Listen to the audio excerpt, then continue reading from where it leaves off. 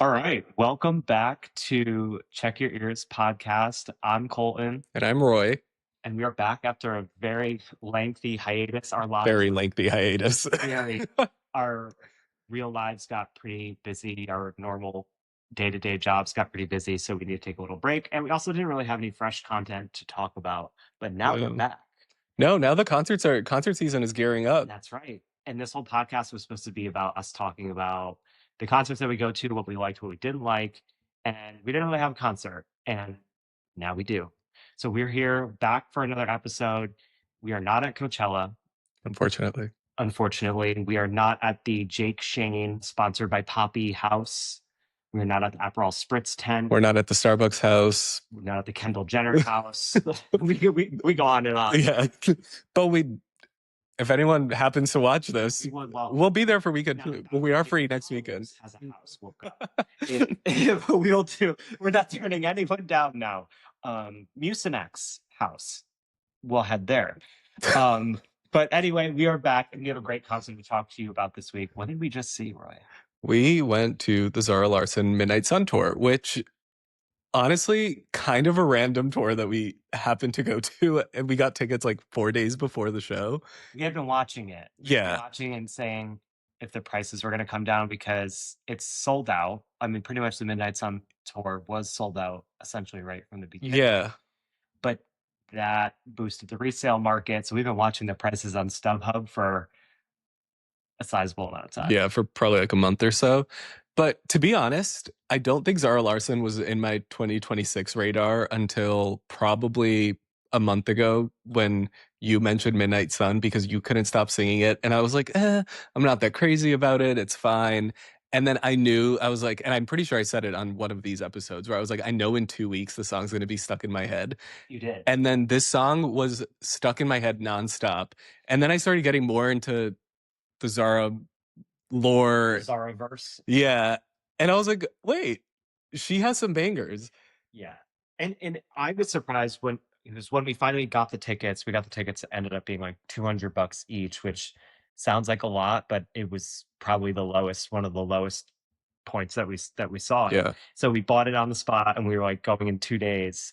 And I was a fan. I had known her bigger songs, but I wanted to dive a little bit deeper into it. And we had 2 days to do that. And as I was going back and listening to the songs and going through all of her albums, I'm like, oh my God, these songs were actually really good songs that were jogging my memory of back in the day. Like I didn't realize how many songs were Zara Larsson songs until I started to go back and yeah, because I feel like her initial rise was when we were in college. So I feel like half the songs she played in the show, I was like, wait, this was a tailgate song from back in like 2016. You know, this is so weird, but I remember the exact moment that I first heard Lush Life because Roy and I were both on the men's crew team at UConn for a small period of time. And we do this really long road trip every spring break to this place called Camp Bob Cooper in South Carolina for rowing, where we would it was basically rowing prison. You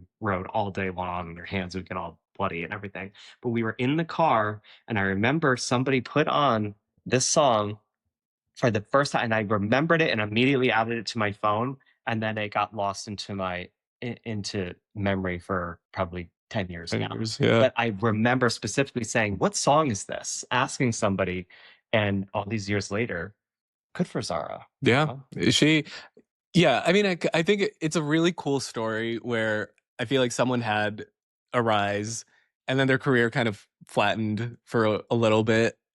And then I feel like if you just like keep doing what you want to do, because I do think Midnight Sun is probably a very authentic, I mean, I don't know her personally, obviously, but from what I can tell, because she's chronically online, this album seems to be her most authentic self in an album. Mm-hmm. So I don't know, it's just kind of proof that if you like keep at it and do what you want to do rather than what your like record label is telling you to do, eventually the fans and the public will like catch up. And there's been people who have been loyal fans for these which was years. News to me. Yeah. But I mean, if she's been working these 10 years out, she hasn't been doing anything. She's been continuing to put out music, and she has the talent to back it up. Like, I'm glad she's such a good singer. I think it's one of the reasons why it's like she's appealing to a broader audience now, because we can see what she can do, and we could see what she could do on tour. Yeah, I mean, her vocals in the show were unbelievable. So, for context, she played at the Anthem in DC, which is probably one of the second largest venue we have in the city after Capital One. But it's not that big of a venue. No. It's big in the sense of, okay, someone who's not that popular can play there and maybe put out a good show. But like, for example, Ray is coming this month, and Ray's in the Anthem, and now Ray's blowing up to a point. Ray last year could play in the Anthem. Ray this year should not be playing in the Anthem. Yeah, I mean, I get it though. It's kind of hard for artists to predict where they're going to be by the time they go on tour. So sometimes, like, I don't think Zara knew that she was going to have this meteoric rise all of a sudden in the US. And so I get it. At the same time, I'm still, the Anthem holds about 6,000 people. I mean, it's large for a theater venue. It's not an arena or a stadium by any means. But it is, I mean, it's probably the newest theater, like music venue we have in DC. And it's really nice. It is very nice. They have food. They have good drinks. Good drinks. A lot of places to get drinks. I hate when you go to a concert and you're like waiting in line forever to get a drink. We got our drinks super quick. We walk on the floor. My one criticism about the Anthem is it's an open floor on the bottom, and then there's like a mezzanine, and then almost like a dress circle, like a third mezzanine at the top. And the bottom floor is flat. I would have thought just a slight elevation, a slight pitch in the bottom floor. It's flat, and the stage is not very high. And so unless you are 7 feet tall, which we are not, but we're not short either. And there's a sea of phones everywhere. And so you literally cannot see anything for most of the show. I had my phone. I was like, my phone was. What was the only way to see anything? You had to use the Zoom. I watched the concert a lot later through the videos that I took on my phone. I know we're part of the problem because we were using our phones, but at the same time, it's kind of, I don't know, it's like a chicken and egg, because like to be able to see the show, you need to use your phone. But we were not going to be the people that got there 2 hours early to get in the front. Yeah, that's, I feel like I'm too old for that. And we have full-time jobs, and we just can't. This was a weekday concert as well. On a Tuesday. Yeah. So, but yeah, great venue though. I really think if there those little things were fixed, I think it'd be an amazing show. Okay, let's talk about the actual tour. Midnight Sun tour, obviously heavily inspired by Midnight Sun, the album, although lots of throwbacks interspersed throughout the show. I thought it was interesting, and we talked about this beforehand, because this was her second leg. Her first leg was in Europe, where she was actually playing pretty large arenas. Right. Well, she's a Swedish girl at the end of the day. Right. She is from Sweden.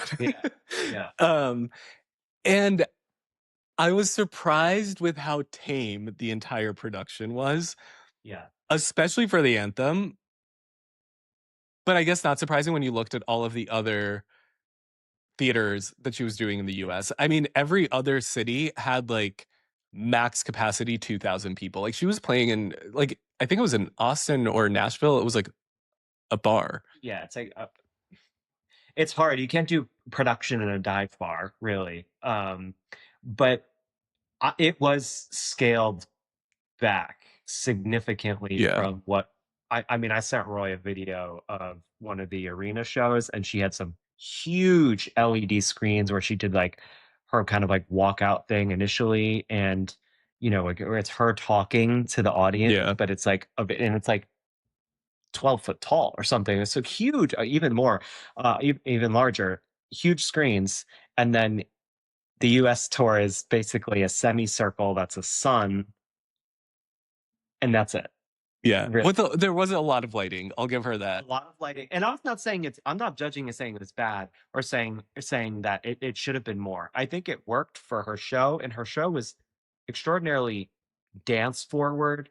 She had 4 or 5, I can't remember, amazing dancers who really brought the energy and brought the show from one song to the next. Like, she is a performer. Like, she 100%. She is singing and dancing the whole time in a extraordinarily high energy manner, which I thought brought so much to a set that has nothing. Yeah. I mean, I think she was probably, her team or whoever figured out the venues that she was going to play in the US, and they said, this is what we have to work with, and you're getting half a sun and some crazy lights, and a four-piece band. Now, here's what I would have pitched. I would have said, we're gonna make the sun a little bit bigger. It's not gonna be a half sun. It's gonna be a full It's gonna sun. be no, it's gonna be a three-quarter sun flat Oh. on the bottom that splits in the middle, that opens up, that she can walk out from the back. Because Mm, at the very beginning of the show, she just walks in front of the sun. yeah. Like it's just like it's like a lighted element, and she just walks and then there she is.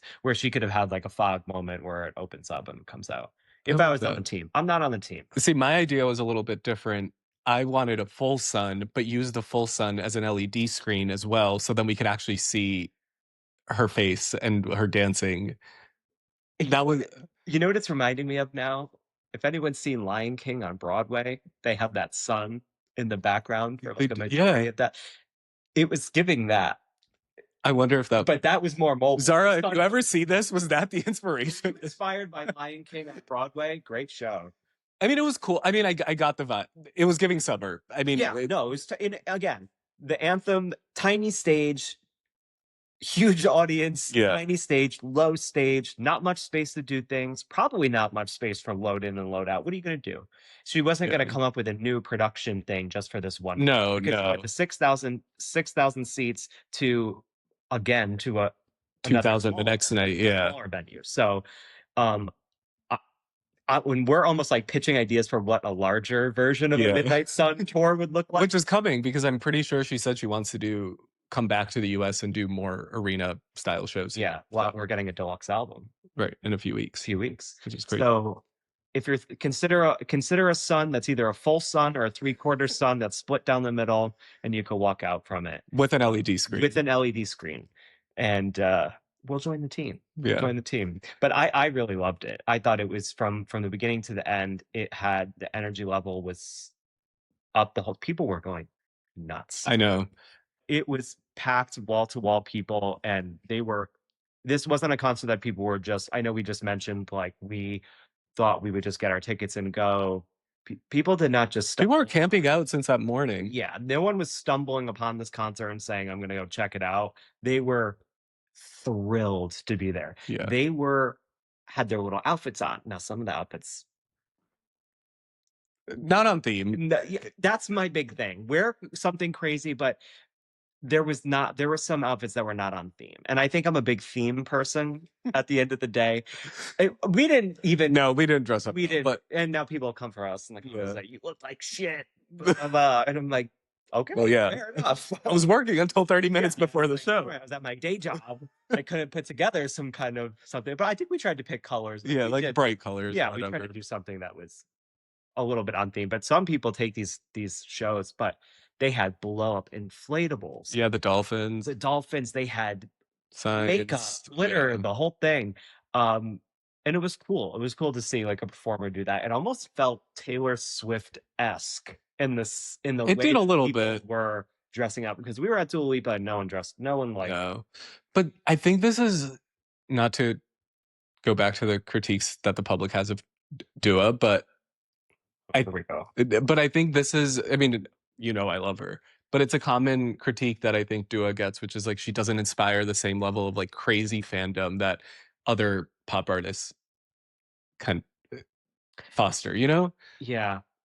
And so I was surprised to see it with Zara, because I expected out of a Taylor Swift, or I expected out of, I don't know, Beyonce or whatever, or Harry Styles, whoever.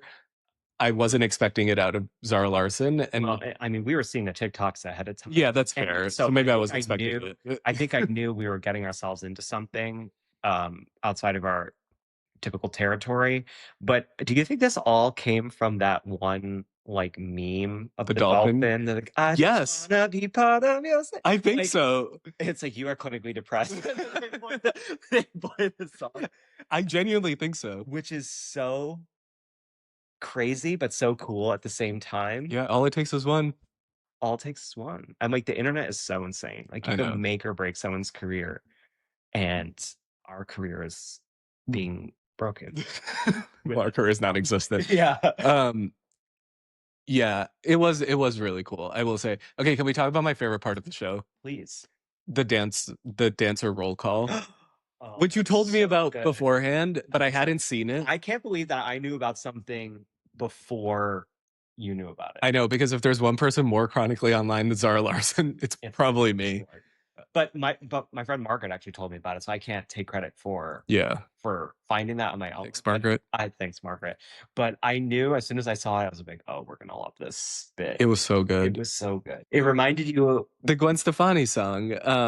Hello That Girl? Yes, Hollaback Oh, Girl. okay. That's what that I mean, the this Pretty Ugly obviously kind of sounds like Hollaback Girl a little See, bit. Not in a bad way, see. but it sounds similar. Yeah. So I love the whole like cheerleading sort of chant. And The I thought it typical was cheerleader. right. And am I right that every dancer seemed to have recorded their own part? Like I don't think it was Zara doing The singing. the singing. I think it's the other girl singing it at the same. Like she says, "Oh no," because she's like, "My name is Stacy." Yeah. Yeah, And I'm I on think her it's the side. actual Yeah. I Or think it's the actual dancer. okay, all right. That's my theory. That's I don't know really if that's cool. true. Should we tell them what it was? I mean, we gave Yeah. this like description, but we didn't really tell them You you describe it.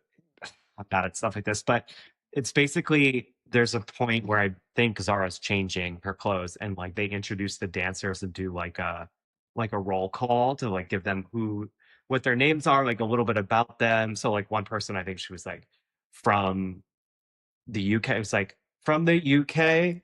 I'm touring stateside. And It was so good. so good. And they're all doing these like crazy dance moves.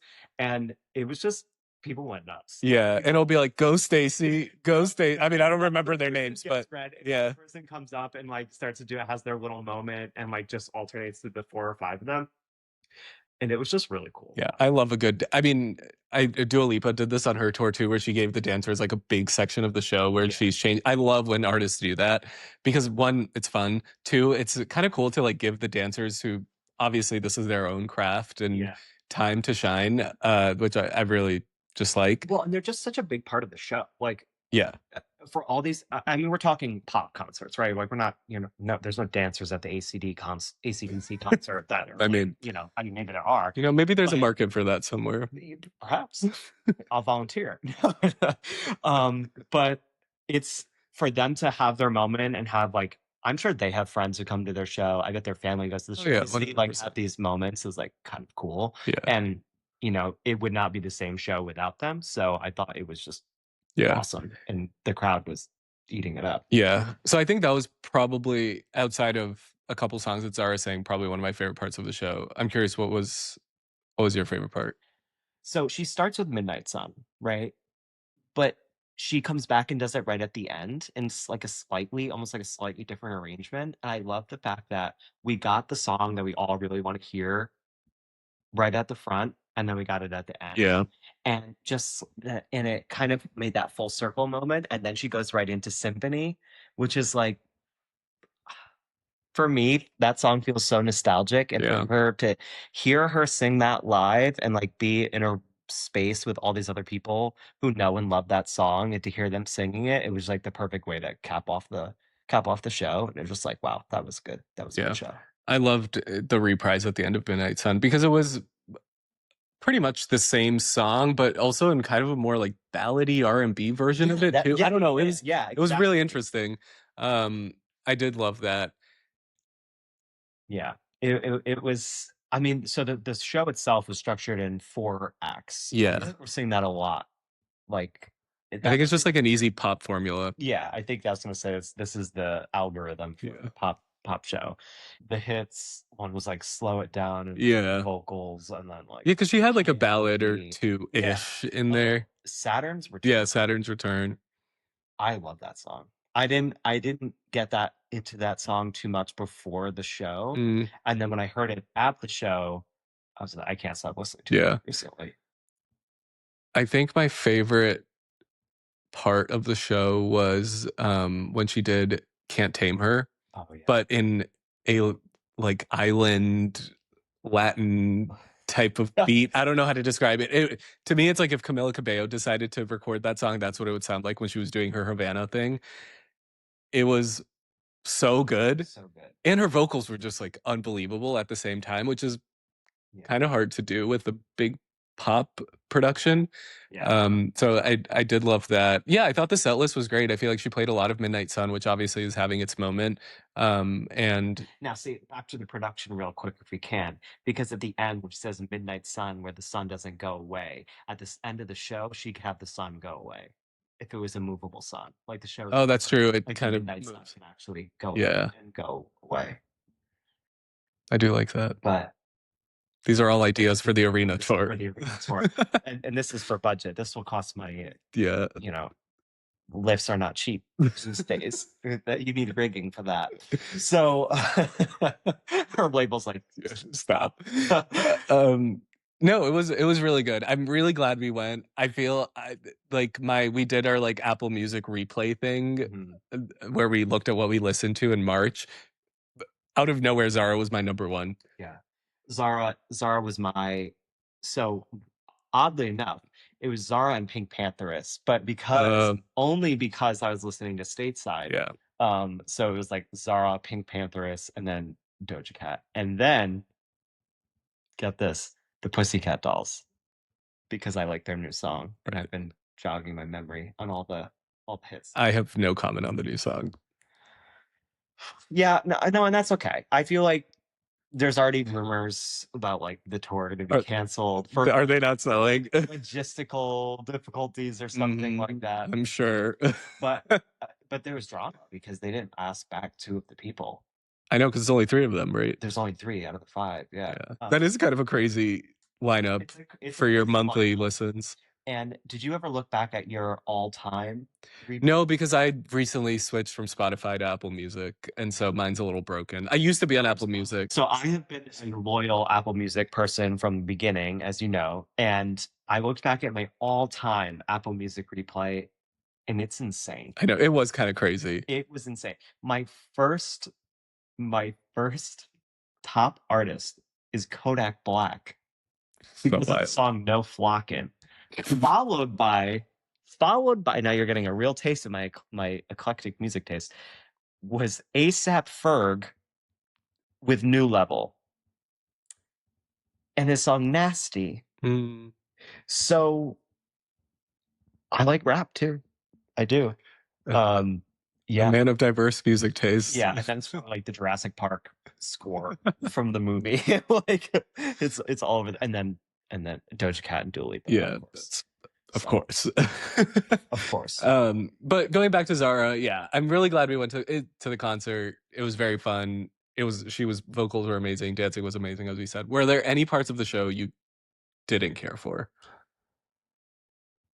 No, I'm having a hard time isolating like what I didn't like really anything because it was so quick. It was like we were in and out. That's kind of what it felt like to me. Yeah. So there wasn't, the songs are all like 2.5 minutes. Yeah. Right. So we just went from one song to the next. How do you feel about them bringing up somebody on stage? The Lush Life? Yeah. The Lush Life I love person. Yeah. I was looking forward to it the entire time. I was too, because I'm like, who are they going to pick? Because there was some Die Hard. There are some people who they had the signs and everything, and they picked someone, and he didn't disappoint. No, he did well. He did well, and I think that if I were brought up there to sing, or to sing, all of a sudden singing it, to do the dance, like I would choke under pressure, I think. But if I would sing it, I think. I don't know. Do you think the adrenaline just like comes to you though, and then you just kind of like snap into it? Yeah, probably. I feel like people kind of black out in that moment. Yeah, true. But he asked. I didn't like the shirt part. Thing. I know he did great on the dancing, but the shirt, he asked her to do a B with a crown over it for Beyonce, because as we learned right before we went to the concert, Zara's a huge Beyonce fan.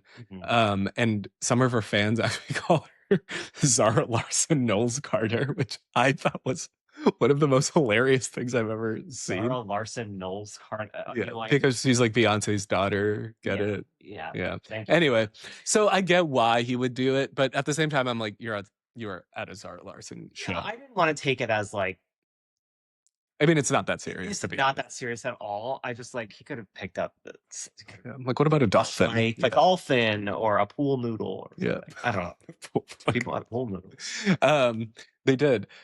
Yeah, no, I love the Lush Life part, and honestly, it's even fun going back to watch all the shows after that she's done and seeing, like, who she brings up on stage. Because in Miami, I think she brought up, like, 6 little girls, That was and so funny. they were ready, They and I know they talked about that in their 1st grade class the Yeah. next day. Oh yeah.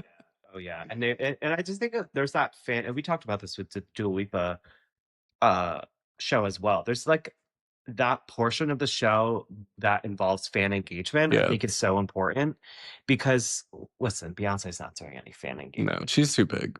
But like she's too big, but also like you're not. Like that Yeah, clear personality that you've created for yourself where you are above your fans, where it's like people are going to see you and see the show, like to have a yeah, little moment where you engage with them, you read some of their signs, you bring someone up on stage, like it's not for yeah, every performer, but I feel like it does a lot to number one generate interest in the show to the fact that we've talked about this with Dua Lipa as well, that her covers automatically generated some kind of hot topic from each city that she yeah, went to. totally. Right now, we were all wondering who's going to be the Lush Life person. What's going to be spraying painted on the t-shirt? What are they going to do? And she also does a cover during her sound check for her like super Yeah.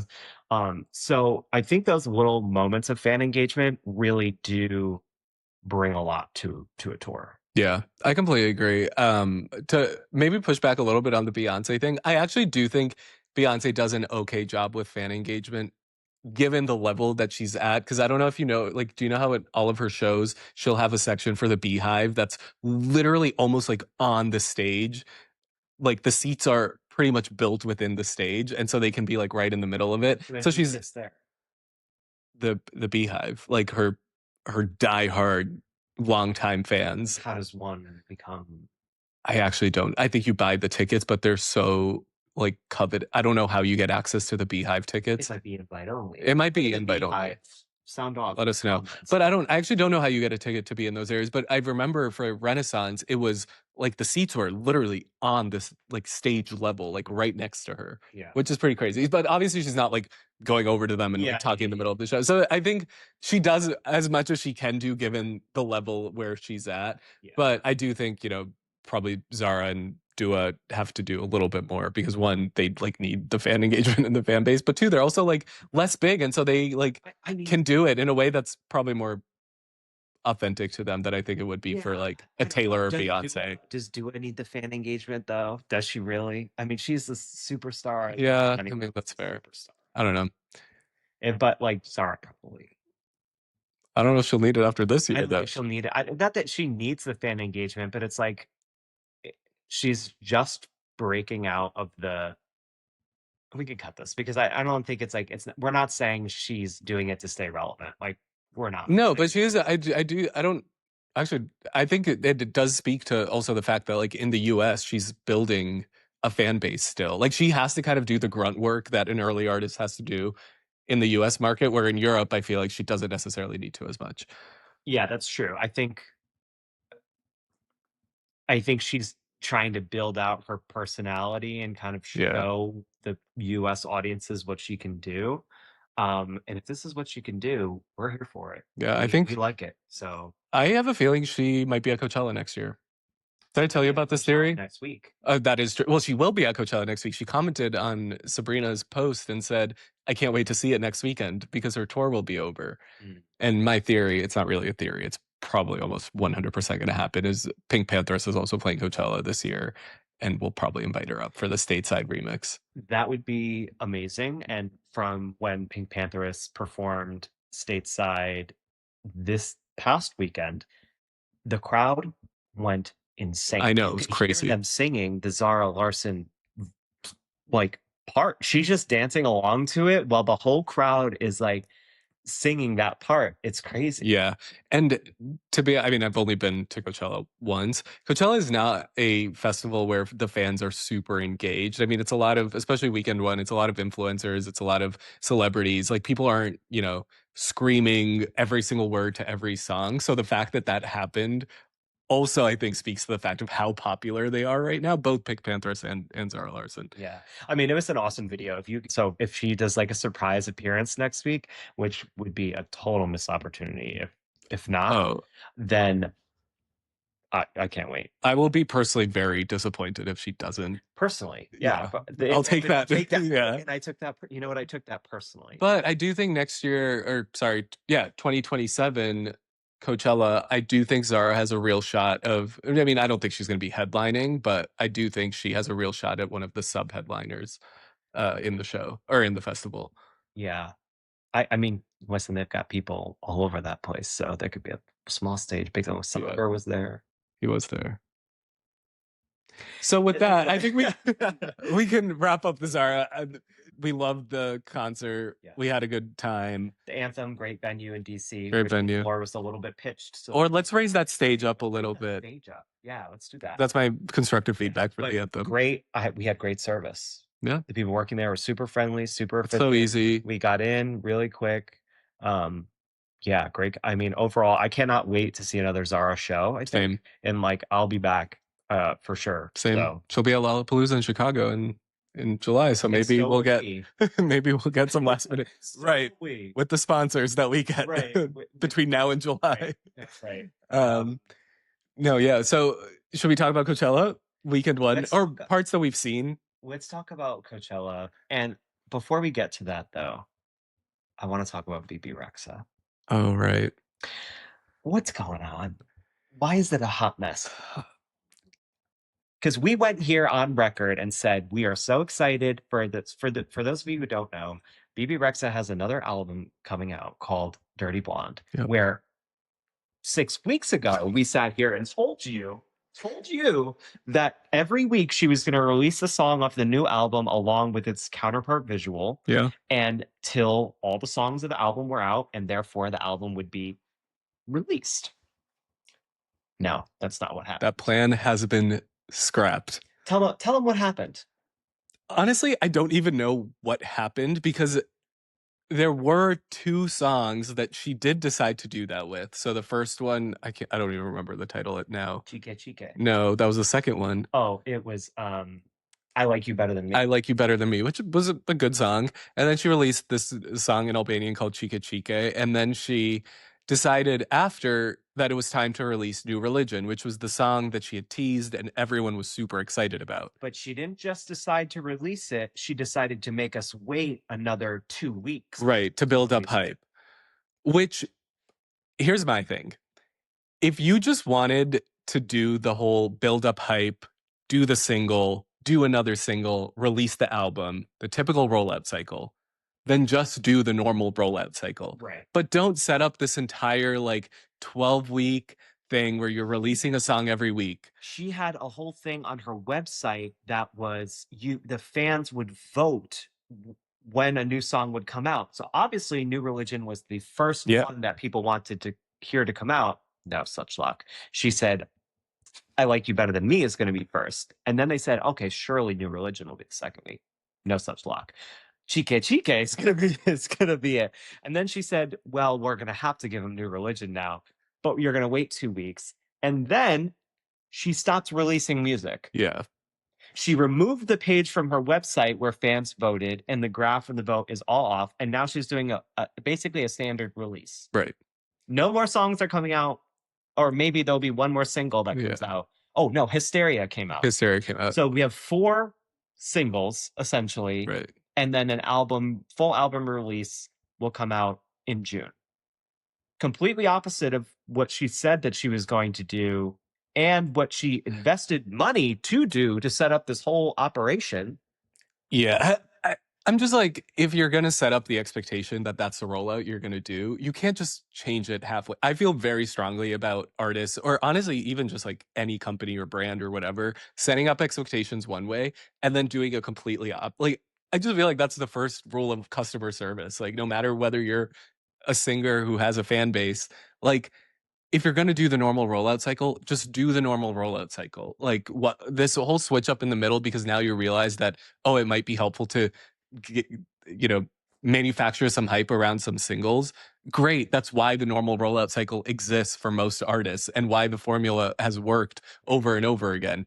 You are trying to innovate, then stick with it. Like, don't kind of like either take the risk or don't take the risk. And also, unfortunately, like, none of the songs, I like the songs. I like all one, two, three, four or five. All of them are fine songs. Are Yeah. good songs. But New Religion is not as big as she thought it was going to be to carry the album. Like, Yeah. I think she thought New Religion is so big now that we're going to do a normal album release because people are going to want to go listen to the Yeah. album. I don't think so. I don't think that's what's going to happen. And I think she would have had more luck and better streams if she were to continue to do the release week to week. Now she's doing this thing where she's posting on TikTok being like, New Religion is doing so well, like we need to keep it going, and like posting self-promotional TikToks, which is fine. Yeah. But don't can just delay the release of future music because you think one song is doing well. Yeah. If New Religion is the best song that's ever come out, people will continue to stream New Religion even though you have another song out. So I was like, Yeah. what's going on? It was giving messy and it's giving independent because I know a label would never pull this Yeah. business. Yeah. I mean, I don't know because I was going off on Lana's rollout earlier today, actually. So, and she's with Interscope. So labels do put up with it. They're not happy. But I think they put up with it with artists that make them typically a lot of money. White Feather Hawktail Deer Hunter is not performing, unfortunately. And I love the song. But besides the point, BB Rexa, get it together. We like the music. Stick to a plan. Like if you're gonna do the crazy risky one single, one video a week, then do the one single, one video a week. It was engaging. And I mean, and the whole like foundation was there. Like she just released 12 different vinyls with different covers for all the different, like to match up every song. I'm like, you had set up this entire vision.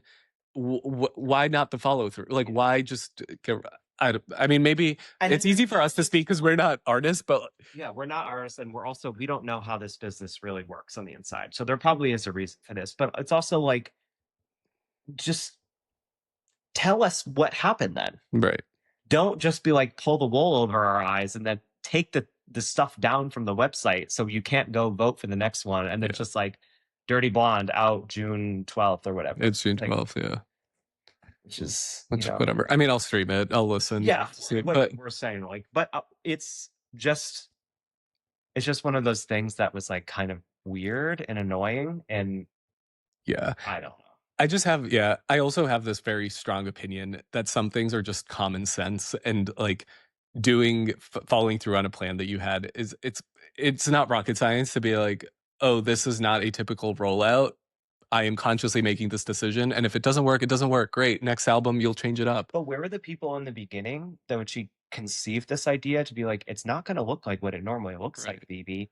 You have to. I'm sure there were people know told that her. the streams are not going to work. But what you can't do is say the song is coming out on this date and then just keep pushing it back because you think that it's what you need. I'm like, no, that's just going to piss people off. Yeah, I mean, it is what it is. She changed it, so this is us just after the fact commenting. But you know what? I do think we would make good music executives after. I think so because it is common sense. But that's the thing. It's like to the dollar. I mean, Ray. The other thing I was thinking about is Ray's an independent artist. Ray has done incredibly well the last year. Actually, in the middle of every show, she takes out a QR code for people to buy her album. The difference is, though, I think that Ray had a vision with this album, and you know how I feel about the lengthy monologues. I'm not a big fan, but she actually, Ray episode, I think, because there's a lot to unpack. Yeah. But she followed through with her, she did the normal rollout cycle. I think she did what she could with the independent, freedom that she has. And by not being tied to, that's the thing. There's a pro and con to not being tied to a label. The pro is that you actually have a lot of freedom of how you want to do the rollout. And BB, you had a lot of freedom and you did it. You have a lot of freedom to mess things up. Yeah, I mean, yes, but you also have a lot of freedom to innovate and do things differently, which is what she was trying to do. And that's why I'm annoyed. Like, I'm like... But now you've done both. I know. Both things. You mess it up and you did the risk.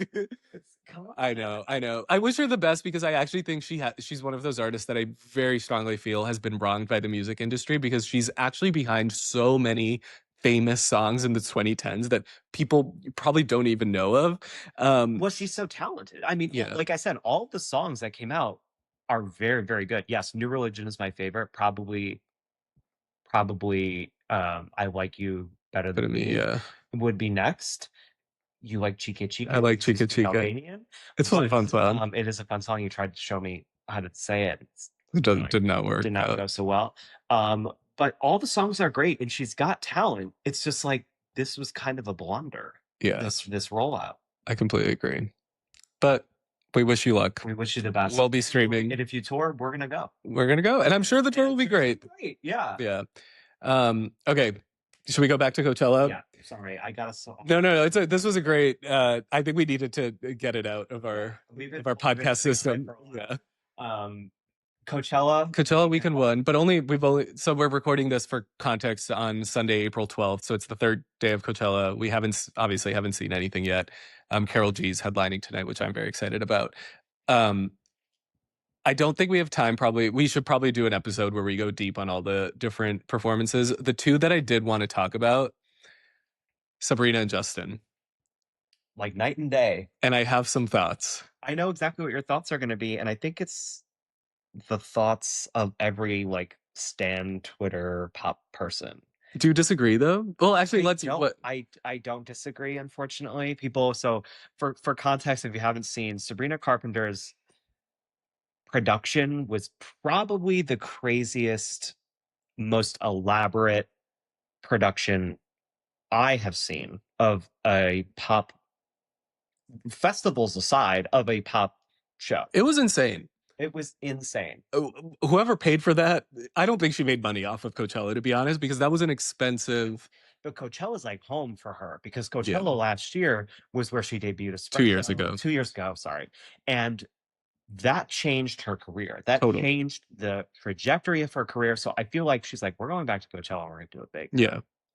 And that production 2 years ago was cool. It was cool. Yeah. The motel with the car that had crashed into it. Yeah. It was insane. Insane.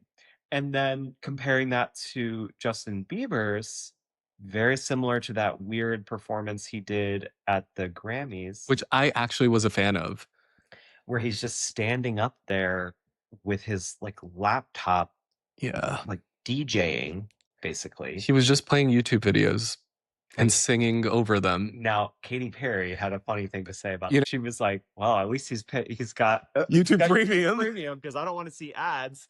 And it was so funny. It's like an iconic moment that's going viral right now. But his production was so pared down, and so there was nothing. Yeah. He was in like a sweatshirt, and like, I have so many thoughts. He performed Baby. Barely. He performed a karaoke version of it. Yeah. Where he played the YouTube video. And I've seen better karaoke in Chinatown, in DC. It wasn't bad. I mean, he sounded fine. That's the thing. It's like his vocals, good. My thing is, there was actually a concept there. I could have totally seen this show being him, like, looking back at his career, because he was one of the first young YouTube stars to make it big in the music industry. If you really think about it, like, who else was there? He's one of the first that comes to mind for me. Yeah. It could have been really cool for him to have played those videos back and used it as part of the set and used it to his advantage, but actually play the song. Like, don't sing your karaoke version of it up there. He was playing memes half the time. He did this for about 8 or 9 songs. Like, it wasn't just like 1 or 2 songs on stage. And last thing I'll say, because I know we're going to do a whole episode on Coachella most likely, it just, I know if Sabrina had done this exact same thing, or if Lana had done this exact same thing, they would have been, people would have went nuts, canceled and crucified. Yeah. And that's why male pop stars are not good, in my opinion, because male pop stars do not try. Yeah. I said what I said. No, and it's the truth. It's just also like, people paid a lot of money to go see this. And you're like, this is what you're giving. I know it's like what he wants to do, and like, this is the show, and he's not under any obligation to put on a big show or to do something. But it's also like, you're also not under any obligation to accept the Coachella check. And that's the craziest part too, is he's one of the highest paid headliners in history. Right. And if you don't want to do it, don't do it. Right. Like, you could DJ your local bar if that's what you want, and you could play all the memes you want. Or you can just do a normal tour and make millions. Right. It's like, it was kind of Yeah. It's giving I don't care. And I know he does care though, but it's like what Does he? I don't know. Like there's no reason why would he do this if he didn't care? Like is this just his new style? Like super understated and even like Which again is totally, you can do but understated. he was up there with that laptop and I think about some of the best DJs. I think about or like duos. I think of Sophie Tucker and John Summit and all these people who bring so much energy to a show where they are DJing and they are uh, Yeah. I mean, this is what I was also thinking today is like, the only time I ever went to Coachella was I went because Lana headlined. Lana is not known to, dance and the fly around. Like she literally sits up there and sings. And Lana is notoriously known for not trying hard. Like she doesn't want to put in the work. And even she had production at Coachella. Yeah. Even she came in with a motorcade driving around with 10 motorcycles, which was a crazy entrance, and had like an elaborate stage setup and fireworks and a whole orchestra and dancers. Like, and she barely moved. I think that's the thing though, is I think we're not asking for production at Coachella. What we're asking for is creativity at right. Coachella. Lana's version of creativity was amazing and different than Sabrina. Dancer. Right. She's not a dancer. So to put on a cool set and have this motorcycle moment is amazing. Sabrina's version of creativity was an all-out set design, constantly moving pieces, super high energy and wow moments. Justin Bieber's version of creativity, I'm struggling to identify what that is. And because we saw it at the Grammys. And we also saw Sabrina Carpenter at the Grammys do a completely different theme, story, rendition of Manchild. Yeah. And the part that I think, and I know what diehard Bieber fans are going to say, is they're going to be like, oh, you just don't get it. Like, that's just like, the thing is, I don't know if I get it. And I don't know if I actually want to get it because it really just to me comes across as like a lack of effort. Yeah. And he primarily played his songs from Swag? Yeah, Swag. I think people were disappointed with that. I mean, he did play Baby, he did play Beauty and a Beat, like, but again, he played those during his little YouTube scroll sesh, which it's so wild to me. I'm like, so I saw that on Twitter when I woke up because I did not stay awake. We're on the East Coast, as people know, and yeah, I wasn't going to be awake until 3 a.m. watching the live stream. But I saw the Twitter videos this morning. I was like, there's no way it was literally just him, but it's actually him. It looked like a Twitch stream. Yeah, because that's basically what it was. It didn't. And Katy Perry was not impressed. Well, she was impressed with the YouTube Premium. No. The concept of Justin Trudeau being at Coachella with a backwards hat on, it's like we live in a simulation. It's just so crazy. Katy Perry went to space, came down, found the love of her life in a Canadian politician, another Coachella. And you know what? She's probably having a good time. And Jay Shane is at the Poppy House. I know. And I'm jealous. I know that probiotic. He's getting those probiotics, getting those probiotics in. I know. Coachella is kind of like a capitalist fever dream, though, where you walk in and it's just like every brand you could possibly think of in your face. And you do get a lot of free stuff in the festival because of it. Because the Coca-Cola tent is handing out Coke Zeros like they're free money. And I do love a Coke Zero. Coke Zero, zero caffeine, because I already had a lot today. Right. Would be all over the place. Yeah. No, and last thing I'll say about the Justin thing, sorry, I have so many thoughts, and I'm sure I'll have more as I sit with it and we do a proper Coachella episode, but I also feel for Katy Perry, because say what you want about Katy Perry. Katy Perry was like a superstar pop star back in the 2010s and is known to have done before the 365, whatever this was it called, 365, 364. Yeah, the last tour was known for really crazy tour production. From space, things were different. Yeah, I know. Something changed. Some frequency change. It was a Gail King. Gail King, yeah. So random. Anyway, but I do feel for her because she's probably watching and being like, I do that. Like, I haven't headlined Coachella. Yeah. I mean, I'm sure she's been asked. She did, which is pretty sick. Yeah. Unfortunately, it was all downhill from there for her. But music-wise, I'm sure she was very happy. And, right. She has a daughter with Orlando Bloom. I'm sure she's doing fine. She was married. She got divorced from Orlando Bloom last year. There was a kid in the mix. Yeah, Daisy. She wrote a song. It's actually a pretty good song. Oh, interesting. I'll send it to you after. Okay. Yeah. So I'm like, she's probably standing there being like, what? I could have played Teenage Dream on YouTube and sung my heart out, you know? Yeah. Yeah. We'll get more into it. I need to sit with it, I think, because I was just so shocked by the lack of effort. Mm-hmm. But, and I'm like, give me that opportunity. I'll put on a crazy show. I have ideas. You heard it here first. He goes up there and starts today. Like, and you don't even have YouTube Premium. I don't. So we're going to be watching ads every 30 seconds. So yeah. but yeah, I think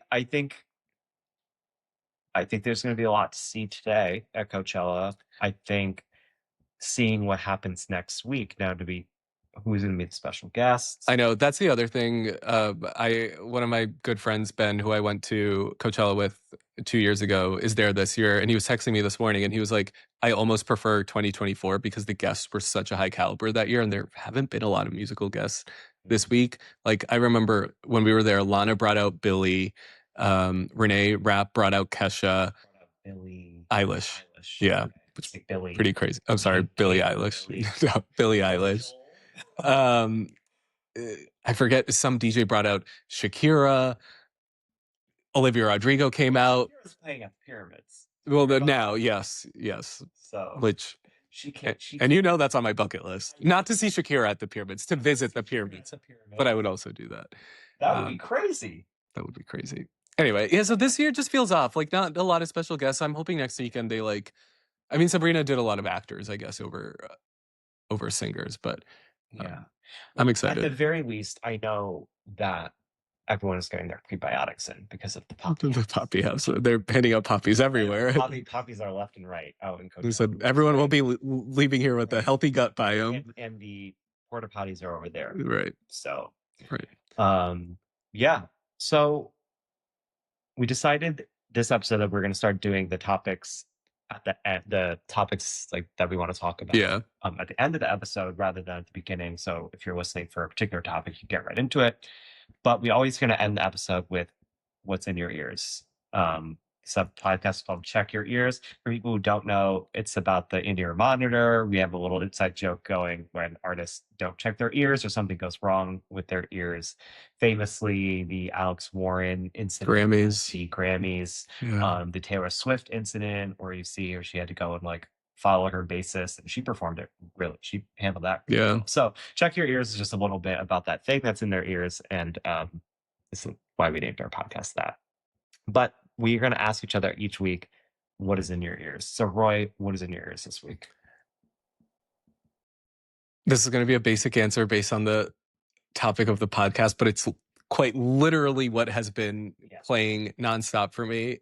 It's not Midnight Sun, but it is a song off of Midnight Sun. I would argue even a better one, Hot and Sexy. And how does that one go? Well, the only part I can do is it interpolates or samples the meme. Tiffany Pollard. Yeah, where she's like, she thought she was beautiful, fly, hot, and sexy, and she is none of those. She is none of those things. But the song doesn't say the mean part at the end. It's such a fun song, and I feel like I'm listening to it at the gym all the time, and the beat is so weird because it's sampling a literal reality show confessional booth. Yeah. And I love it. 10 out of 10 for that song. Great. What's been in your ears? So I mentioned that I've been circling back to the Pussycat Dolls because they have a new club song out. Horrible song. Now I don't think it's horrible. I actually like the song. But now my Apple Music is kind of like suggesting similar songs. So it brought back to this song called I Hate That Part or Hate This Part by the Pussycat Dolls. I'm listening to that and it jogged my memory from the past, and it was like one of those nostalgic songs that I really like. It's like, I hate this part right here. I think it's about a breakup, or they like know that they're eventually going to break up, and it's just catchy. I've never heard this song. No, it's good. Said it's a deep cut. It is a Pussycat Dolls deep cut. Nicole Scherzinger deep cut. So I will send that to you after. But that's what's in our ears. But I want to say thank you to joining us this week. We'll be back posting more consistently. Now we will be posting more We will consistently. be. That's We on our will. goal Yeah, list. yeah, for sure. We just Because we're not making it to Coachella next year without posting consistently. right. Our goal is to be at Coachella next year. Ideally, not Paying for it. paying for No, it. I'll pay for our We'll, flight. we'll split. Yeah. We'll do a split if you know any of those sponsors out there. Yeah. But check us out on YouTube. You could watch the video at Check Your Ears Podcast, and we have our TikTok, Check Your Ears Pod, Spotify, Apple Music, Apple Pods. Yeah, all of the above. yeah. Well, thank you, and we'll see you probably in a couple days. I think we're going to want to do a full Coachella episode. We need to do, yeah, we might wait until weekend 2 to see if who the guests are come out. Okay, so probably in a week. Yeah. Next week, you'll hear from us. But till then, stay tuned and have a nice week.